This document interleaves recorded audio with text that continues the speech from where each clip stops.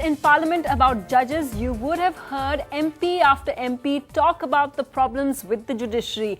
With recent instances of corruption in the judiciary, many are asking for more transparency in the system of their appointment. The collegium system, which is there now, is a top secret operation with nobody else getting to know what happens inside, how judges make their decision about transfers, about appointments. And it is this system which the government is trying to replace with the new Judicial Appointments Commission. But are we replacing one flawed system with another? Our pundits would just tell us how it works. They're taking opposing arguments on this.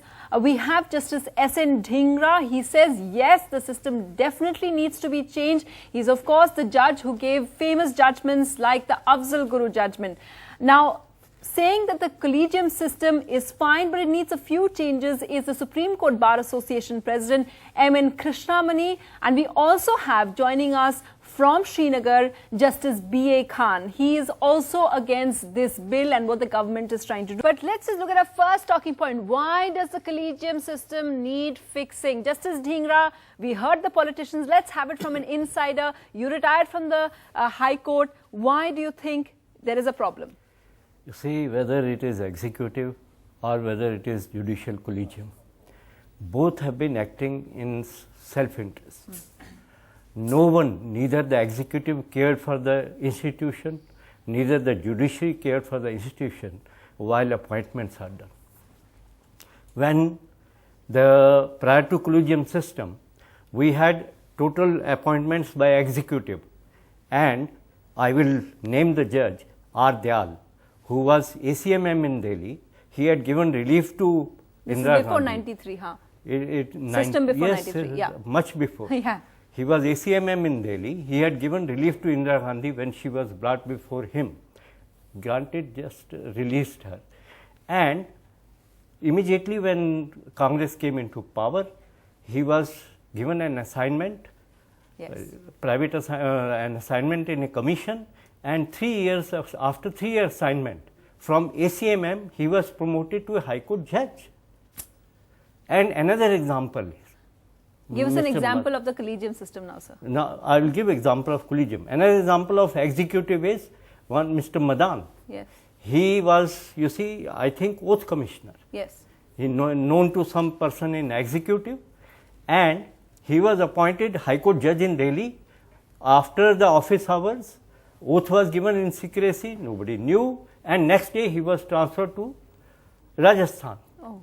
And ultimately, corruption charges came against him, and he resigned due to So when the power shifted to the judges? So I see, this is how executive worked. Yeah.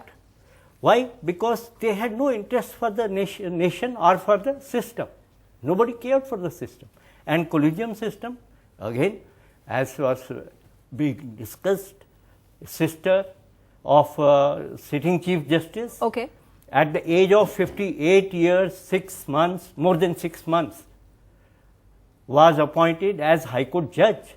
That's not allowed.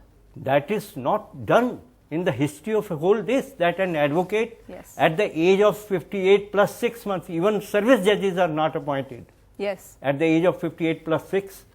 And this lady was appointed because she was the sister of a sitting Supreme Court judge. Okay. So you've enumerated. And I am giving you second example. Okay. You see, in Delhi, Lots of examples of this. in Yes. Delhi, Yeah. a judge from Bombay, heading tribunal, appellate income tax tribunal, was appointed against the quota of service vacancies Yeah. of Delhi district judiciary, Yeah. which is not permitted under law. So it is, you show the face, we will show you the rules, whether it is executive or it is the judiciary. Okay, so you've enumerated and very well and told us how this system goes wrong. And I think a lot of the people who are against the bill also agree there is a problem. But is this bill the solution? That's really our second talking point, that does the proposed law fix the problems of the collegium? Why don't you think so, Mr. Krishnamani? Yeah. See, I am not saying that collegium system is foolproof. I am not saying that. There are so many drawbacks in the collegium system. For instance, the close relatives of judges were being appointed.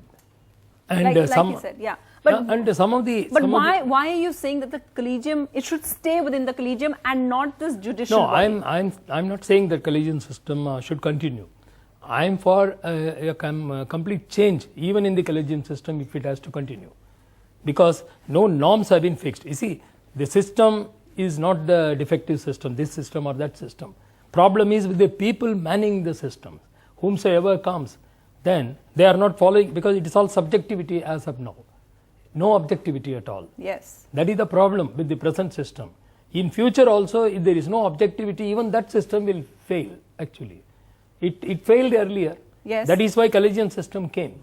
But then slowly collegium system also failed, because there was no objectivity, there was only subjectivity.